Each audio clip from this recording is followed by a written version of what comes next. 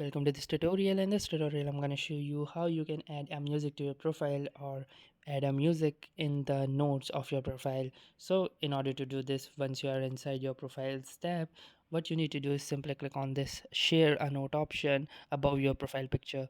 So once you click here, you will see this option of a music icon. Simply click here and then you can choose for any music that you want.